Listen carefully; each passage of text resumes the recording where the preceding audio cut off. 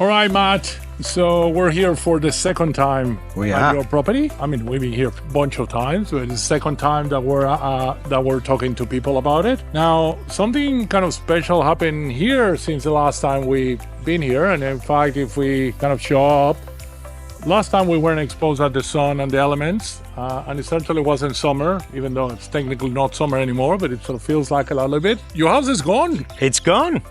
Now things start to move really, really quickly. Yep. In fact, when things start to move really, really quickly, sometimes it's hard to control like the excitement. And I'm certainly excited for kind of what's happening here. So today, actually, we had a bunch of people on site. We actually had to wait hours for We you did. to be able to have a chat We with did. me. The machines were a With all little the noisy. noise and the machines, and we'll probably show some pictures of it just as we are kind of putting the video together, because we were doing, they're called the bore piers. So it's basically the foundations, which you can probably see holes everywhere. It's like a fucking moon landing site. To be able to support the base. So now it's going to be tricky for us to have these conversations. And I know we said we wanted to show progress, but the next time we're here, not only is the slab going to be done, but we're probably going to have, maybe a frame, maybe even a roof. Who knows? Yep. Moving Because quickly. that's the way things move. Now, tell me, how does it feel to get all this stuff going? It's so nice to have the house gone. It's so nice to be able to see progress in construction. We've gotten over our council hurdles, and I can see where the building will be sitting on the land. I can see where the centre corridor will be. It's starting to come to life, and it's no longer just drawings. I can see it. I can imagine it finished. I can talk to the neighbour like we did before and explain where the wall will be finishing and where the car parks will be, and we can see it coming to life right here. Yeah. Now, you mentioned two things there that I want to talk about. The first one is sometimes it's hard to control, but neighbors get pissed off at we building this type of property. It's just one of those inevitable realities, right? However, here we have taken a very different approach to how we manage relationship with the neighbors. In part because you obviously had a relationship with them before, but also because we decide to not hide what we're doing and try to do things from the shadows. We decided to be pretty open and honest and explain to them exactly what type of people are going to live here. Did you think that made a difference? I certainly do. Yes, as you say, when I lived here, I knew the neighbours quite well. They've lived next door for 50 years.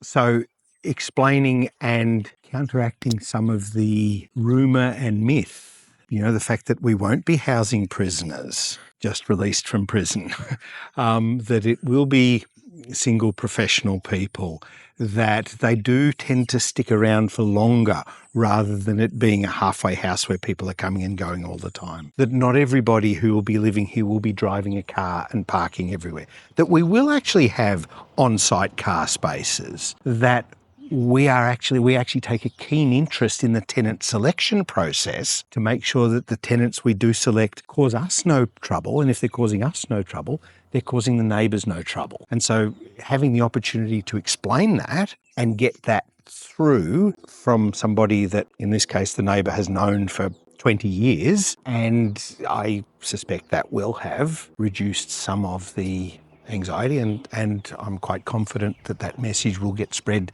to the other neighbours. I'm sure they will. Yep. And so what that's going to do is, rather than supposition and guessing, we've countered it with facts. The fact that we will be managing this property long term, and that it's, 9 bedrooms sounds enormous, but when you actually see it laid out, and it's not actually closer to the front than your house, it's not actually closer to this fence than the old house, it's not any closer to that fence than the old house, it does go a lot further to the back. What that does is that takes away some of that anxiety, because the anxiety is really born out of misinformation and a vacuum of information where supposition takes over, and it's going to be housing prisoners. I mean, where that came from, I have no idea, but we were certainly able to dispel that. And put it to bed. Hopefully it won't and come we're back. so glad. That's definitely the approach we've always taken. We know other people have taken other approach in the past. We have tried other things in the past, and it doesn't work nearly as well. I've been upfront and showing people that this is not what they think. In the absence of information, I've always said people make shit up. So yeah. we need to kind of cover that gap with the right information and the right level of transparency, which is obviously one of our values. You said something else there that I don't want to let just pass. And is in these projects, always something goes wrong. Sometimes terribly wrong. Now, the last time you and I were here, I had a little bit less gray hair. You probably had a little bit shorter hair too. And it was a while ago. So someone just remind us that this house got demolished probably 6 months ago now. But for some reason, only now we're starting construction. It's effectively, technically, week 2 of construction here. So you want to tell us a little bit about what happened? Well, in this lovely location here, which, as I said, was my home for a number of years, we have not too far from us a beautiful nature park, just over the fence here and one street away. And net result of that is that we're in a bushfire overlay. And that we discovered more than a year ago. Triggered us, put us into planning. Was it about a year ago? Yeah, yes, about a year ago. And listen, I gotta say, we're in the middle of Frankston. It's not like we're in Woodwood, middle of nowhere in country Victoria here. We're in the middle of what's been probably the most urban area where we've done these properties, or maybe one of the most urban areas where we've done this type of property.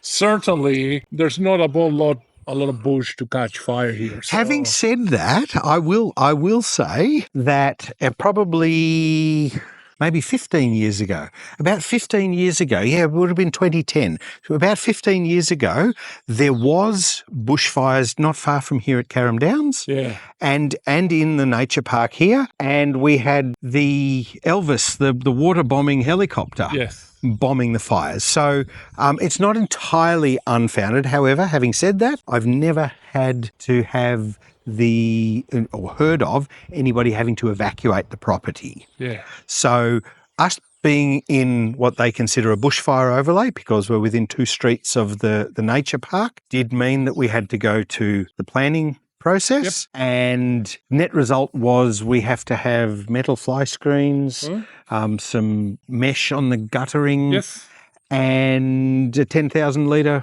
water tank. Yep. But if they'd just said that, we would have just, yes, okay, fine, we'll do that. Yes. Which is, I think, the case in our other property that we built, which also had the same requirements, yep, but didn't have the same drama with council. So between that and then the setback issue, it sort of delayed it a little bit because the council took a little longer to make their decision than they promised us they would. They're not in a hurry.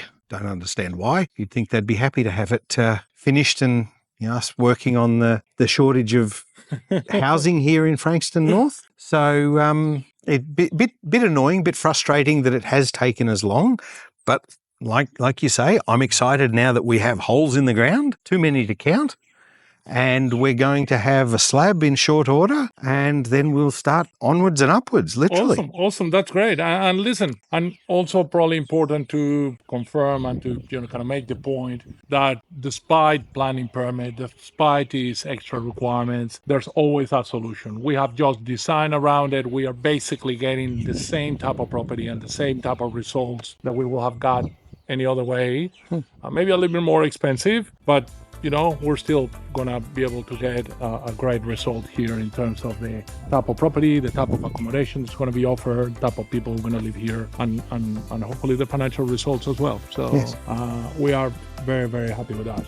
It is very exciting. One last question is what are you most excited about from here and the next probably 3 months, they say? Okay. Probably because it is suburban Melbourne and because I only live, a relatively short distance away, being able to come and see the progress with my own eyes and literally see it take shape. As I said earlier, being able to see where the holes mark the edge of the slab and see that that's where the property is going to be. It's going from a concept. Yes. Well, it's gone from an idea. Yes. Hey, let's knock this down and build one of these. Yes. To a concept.